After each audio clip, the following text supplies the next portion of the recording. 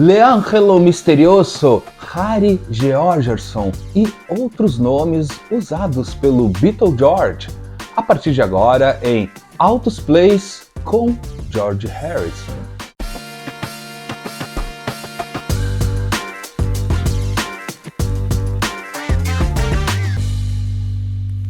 Ao longo do tempo, diversos músicos usaram o recurso de criar um pseudônimo para poder ter uma liberdade de gravar em álbuns dos amigos, em álbuns de outros artistas que não são da mesma gravadora ou da mesma editora, e tinham então esse recurso para fugir de qualquer direito autoral das editoras, gravadoras, se escapar do copyright. E o George Harrison é um ótimo exemplo, porque ele usou muito isso, inclusive com diferentes nomes, e também em alguns álbuns ele também não era nem acreditado, mas estava participando lá. Eu fiz uma busca aqui na minha discoteca em alguns álbuns onde tem esses exemplos, e é o que eu vou trazer para vocês nesse episódio, trazendo então as participações especiais do George Harrison em discos de outros artistas. E vamos lá, vamos começar já com um que provavelmente foi o primeiro onde ele fez isso, no álbum do fabuloso Power Trio, no álbum do Cream Goodbye de 1969,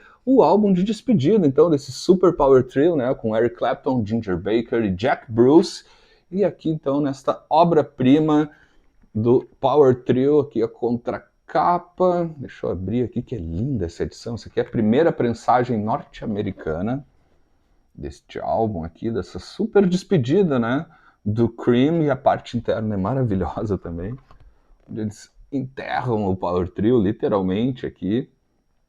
Super álbum, né, que tem aqui, são 3 faixas ao vivo e 3 faixas de estúdio, sendo que cada uma delas, das gravações de estúdio, é de cada um dos integrantes, e o Eric Clapton, para poder entregar neste álbum a sua faixa de estúdio, pediu ajuda para o seu grande amigo no momento, o George Harrison, e gravaram e fizeram, na verdade, a composição é dos dois, né, a famosa música Bad, que está aqui ó, nessa música 2 do lado B do disco, uma composição do George Harrison com o Eric Clapton, e não é só isso, tem a participação, sim, do George Harrison com o que eu acho o melhor nome, deixa eu ver se dá para...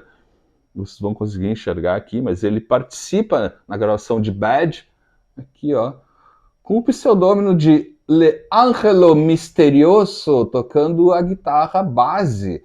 Tá aqui então, esse provavelmente, se eu não me engano, me corrijam se eu estiver errado, mas isso aqui é a primeira vez que o Eric Clapton, não, que o George Harrison faz essa artimanha para poder participar então no álbum de outro artista, que é de uma outra gravadora, de uma outra editora. Então ele aparece aqui como El Angelo Misterioso. Deixa eu mostrar o label aqui para vocês, aqui como eu disse, então, primeira prensagem americana que sai pela ATCO, pela Atco, nos Estados Unidos, lá em 1969, sonzeira que tem essa prensagem, por sinal, primeira edição, First Press norte-americana, estado zeradíssimo. Então tá aqui, essa aqui é a primeira participação então do George Harrison com L'Angelo Misterioso. Deixa eu seguir aqui e já trazer um outro exemplo para vocês, também num álbum que eu adoro, esse disco é maravilhoso aqui, do parceiro também, né, do Billy Preston, com o álbum I Wrote a Simple Song, lançado em 1971.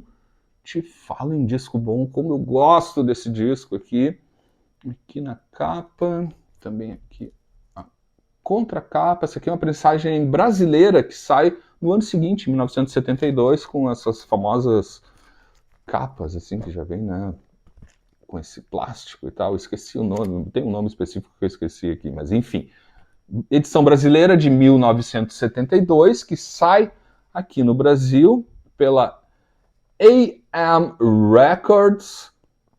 Tá aqui, prensagem brasileira no ano seguinte, que é muito boa, por sinal, as prensagens da AM no Brasil sempre me parecem muito boas. E aqui, nesse álbum, o George Harrison participa na faixa título do álbum, né, o Wrote a Simple Song, tocando um slide guitar numa guitarra dobro, sensacional para mim, inclusive uma das melhores músicas do álbum, que tem ainda arranjos de cordas de ninguém menos que Quincy Jones, e ele participa aqui, e neste álbum, deixa eu ver, não sei se vai dar para mostrar aqui, ele aparece apenas acreditado como George H, né, o George H aqui, esse aqui fica mais fácil de identificar, e ele participa então na faixa I Wrote a Simple Song, que dá título ao álbum, é a segunda faixa desse disco, que é um dos meus prediletos do Billy Preston, é maravilhoso esse álbum, por sinal, que tem participação também do Bobby Womack em várias faixas, assim, um time espetacular. Aliás, times espetaculares vão ser frequentes aqui nesse episódio, como vocês vão poder perceber, mas está aqui então mais um exemplo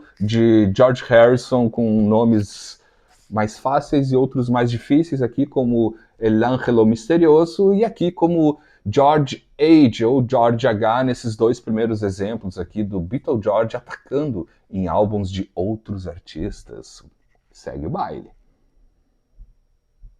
Agora o exemplo de um disco onde o George Harrison ele é acreditado como produtor em alguma das faixas, mas ele também participa como músico e não é acreditado como músico, apenas como produtor. Estou falando aqui dessa turminha bonita aqui, o Badfinger, com o álbum Straight Up, de 1971. Tá aqui a capa. Deixa eu já trazer aqui na contracapa, que é onde vai aparecer o nome do George Harrison, bem aqui, ó. George Harrison nas faixas que ele produz. Ele produz 4 faixas neste álbum do Badfinger e também ele participa em algumas dessas faixas tocando. Eu já vou trazer os detalhes, deixa eu já mostrando o label para vocês. Esse álbum sai pela Apple, né? Apple Records, né, da turminha. Ele sai primeiro nos Estados Unidos em 1971, em dezembro de 1971, e na Inglaterra ele sai só em fevereiro de 1972, que é exatamente esta prensagem aqui. Essa aqui é a segunda prensagem britânica de 1972, aqui, né, com os dois labels famosos da maçã, da turminha. E nesse álbum, como eu mostrei já antes ali, o George Harrison ele produz 4 músicas, deixa eu ver elas certinho para vocês. I Died Baby, Sweet Case, também Day After Day e Name of the Game. Mas nos créditos, né, aliás não é é o original, gente, mas ele pouquíssimas informações, mas a gente, bitomaníaco, a gente vai vasculhando, né, as informações e vamos descobrindo, e sim, George Harrison participa, além de ter produzido 4 faixas nesse álbum do Badfinger que também tem uma relação muito próxima com Harrison, tá nas gravações, a turminha tá nas gravações tanto do All Things Must Pass, como participam também do Concert for Bangladesh, e o George Harrison então ajudou a produzir parte desse álbum. Inclusive ele largou a produção exatamente para seguir na produção do Concert for Bangladesh, né? Então, mas ele tem então 4 faixas que ele produziu e ele toca nas seguintes faixas. Na faixa I Died Baby ele toca guitarra e violão, e na faixa Day After Day tem um solo de slide guitar maravilhoso que também é do George Harrison, e ele contribui ainda nos arranjos de uma outra faixa que é a Sweet Case. Então são 4 faixas produzidas pelo George Harrison. Em 2 delas ele toca numa guitarra e violão, né, que é na I Died Baby, e na Day After Day ele toca slide guitar e ainda ataca como nos arranjos da música Suitcase desse álbum, então, de 1971 nos Estados Unidos e 1972 na Inglaterra, que é exatamente esta prensagem que eu tenho aqui, que é a segunda prensagem, então, que sai pela Apple Records. Seguindo também, agora vamos para uma nova, né, um novo pseudônimo que o George Harrison usa num outro álbum que eu sou apaixonado, né, assim como quase todos da discografia desse grande artista aqui. Estou falando do álbum do Dave Mason, It's Like You Never Left Before, de 1973. Tá aqui, né, o grande Dave Mason, que costuma aparecer com frequência por aqui, porque eu adoro o Dave Mason, tenho boa parte da discografia dele. Tá aqui essa capa, muito boa também. Contracapa. Aqui é um gatefold, né? Aqui ela inteirinha. Também a parte interna. Foto, ficha técnica, e é nessa ficha técnica que eu já vou mostrar mais detalhes para vocês, que aparece um novo pseudônimo do George Harrison. Antes eu vou mostrar o label. Essa aqui é a primeira prensagem norte-americana, lá de 1973, aqui, que sai pela Columbia Records, primeira prensagem original americana, e vamos desvendar então o nome escolhido pelo George Harrison para participar. Ele, deixa eu ver se dá, acho que esse aqui vai dar para mostrar também aqui para vocês. Ele participa na terceira faixa do lado A. Deixa eu mostrar aqui para vocês. Onde é que tá? Tá aqui, ó. Ele aparece tocando guitarra. E com esse nome também espetacular, Son of Harry, na guitarra solo de If You've Got Love. If You Got Love, baita música, por sinal, terceira do lado A. Então tá aqui o Son of Harry, que é o George Harrison também, que o Dave Mason também participa nos discos do George Harrison em vários momentos. E ele foi lá, digamos, devolver o carinho que ele tem pelo Dave Mason. Então tá aqui um super exemplo e um baita disco. Se tu não escutou ainda esse disco do Dave Mason, vai atrás que não vai te arrepender. Então tá aqui mais dois exemplos. Aqui o George Harrison com Badfinger, onde ele é acreditado apenas como um produtor, mas como eu falei para vocês, ele participa tocando em duas faixas e ainda contribuindo no arranjo de uma outra faixa. E aqui no álbum de 73 do Dave Mason, ele é acreditado como Son of Harry, na faixa If You've Got Love. Dois baita exemplos aqui, dois grandes álbuns, assim, se tu não conhece, vai atrás, não vai te arrepender. Tá aqui, Son of Harry.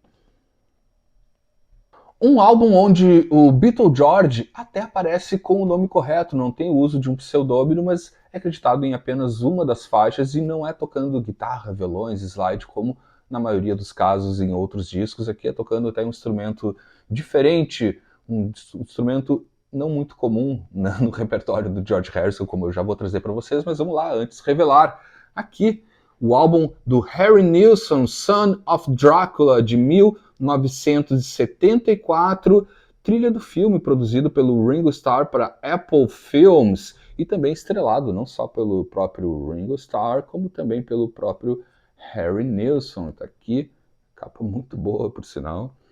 Também aqui a contracapa com a ficha técnica completíssima, e não é qualquer ficha técnica. Participação nesse disco aqui tem a turminha da pesada, Nick Hopkins, também Bob Keys, Jim Price, Klaus Voormann, Nick Hopkins, toda a galera participa desse disco aqui, que traz então a trilha sonora desse filme muito maluco, então, que sai em 1974, e tem o que a gente encontra aqui, obviamente tem algumas faixas que são especiais para o filme em termos de orquestra e tal, alguns temas bem curtos, tem diálogos também.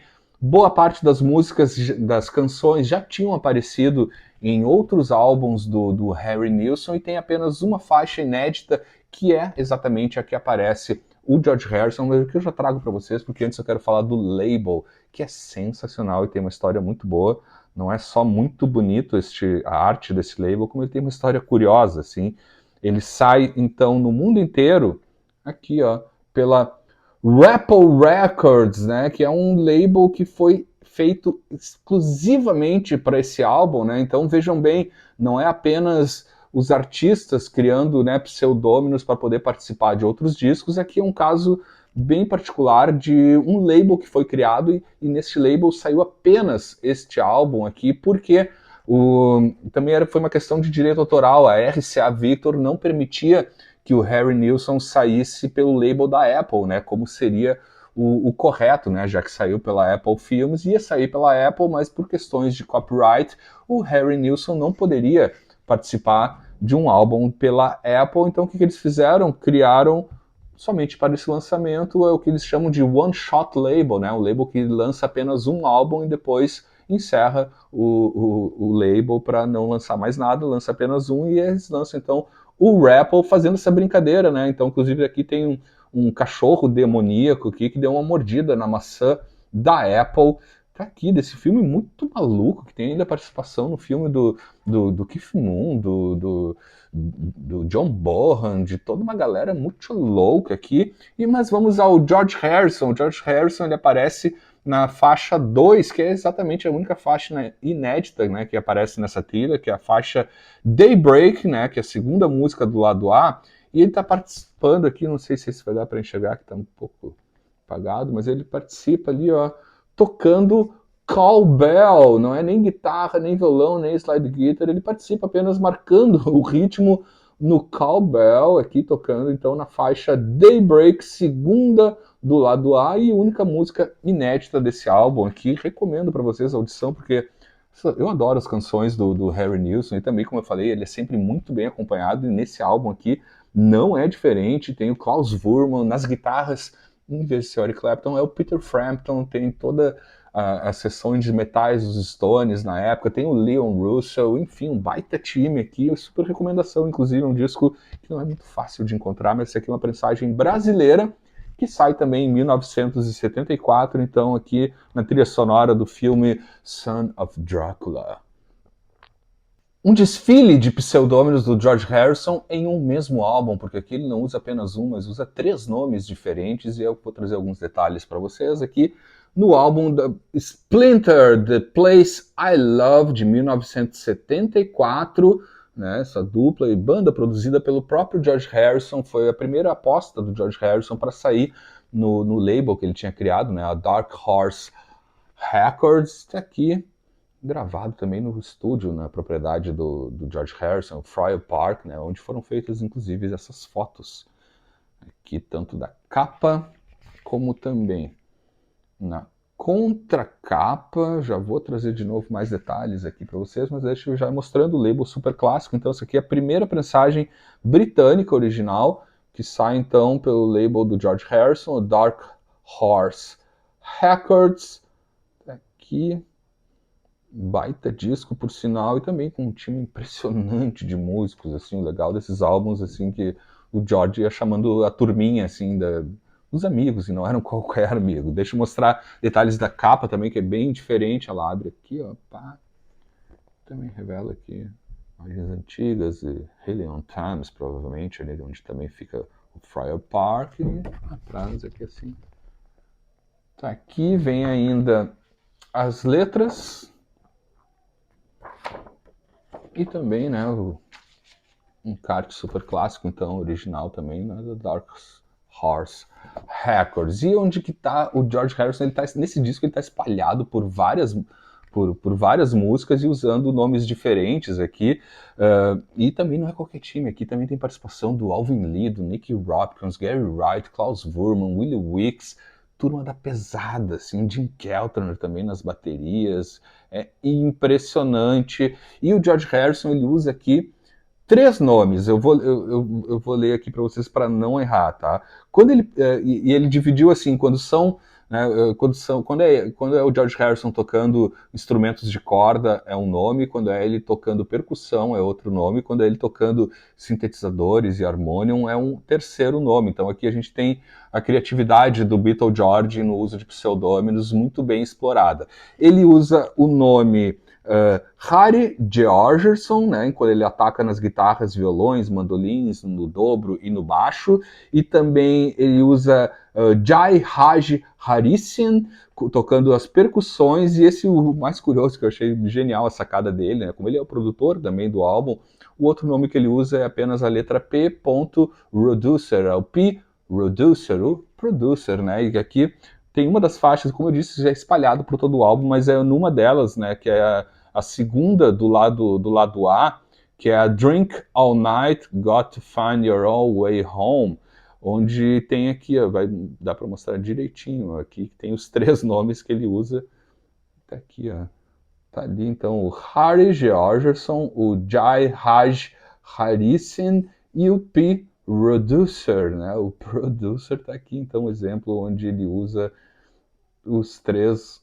pseudônimos diferentões aqui nesse disco, que é muito bom, se não conhece, vale a pena, é muito a cara, assim, né, pelo óbvio, assim, é muito do que tu vai encontrar nos álbuns do próprio George Harrison, principalmente no período ali do Material World, do Dark Horse, assim, tem muito dessa sonoridade também, porque também a questão da gravação, né, que foi todo gravado no estúdio lá na propriedade do George Harrison. Então tá aqui George Harrison atacando com 3 nomes diferentes num mesmo álbum, aqui no álbum dessa dupla muito boa, Splinter.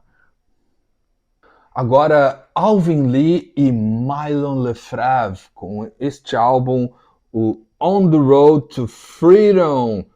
Baita disco com essa baita dupla, né, encabeçada pelo Alvin Lee, né, esse inclusive é o primeiro trabalho dele fora do 10 Years After, resolveu dar um tempinho no 10 Years After e fez esse trabalho junto com o norte-americano Mylon Lefebvre, que vinha da escola da música gospel norte-americana, já tinha excursionado com o próprio 10 Years After, ficaram muito amigos e resolveram então fazer esse trabalho em dupla, mas não é qualquer dupla, porque é uma dupla sempre muito bem acompanhada. Eu já vou falar um pouco do time que participa aqui, e obviamente o George Harrison está na jogada. Mas estou mostrando então novamente aqui a capa, contracapa, então desse álbum aqui. Primeira prensagem americana, essa daqui, capa Gatefold, gravado no home studio do próprio Alvin Lee, em Oxfordshire. Inclusive aqui já tem uma ajuda do George Harrison. George Harrison ajudou com alguns equipamentos na construção, né, para criar esse estúdio na casa do Alvin Lee em Oxfordshire.